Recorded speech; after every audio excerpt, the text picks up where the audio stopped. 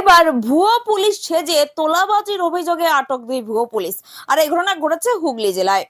গতকাল রাতে পুলিশের পোশাক পরে নকল পরিচয়ে ঘোরাফেরা করা দুই অভিযুক্তকে গ্রেপ্তার করেছে পোলাবা থানার পুলিশ।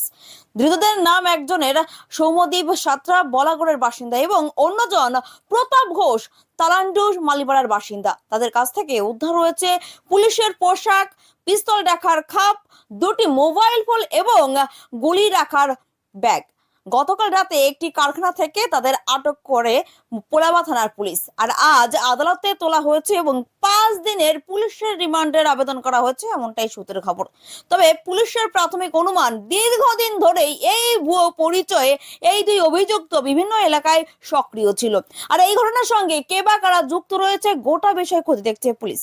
আরো বিভিন্ন খবরের আপডেট জানতে নজর রাখুন ডে 21 নিউজ টিভির পর্দায়। আর অবশ্যই সাবস্ক্রাইব করুন ডে 21 নিউজ টিভি। আপনাদের একটি সাবস্ক্রিপশন আমাদের কাছে অত্যন্ত মূল্যবান। ধন্যবাদ।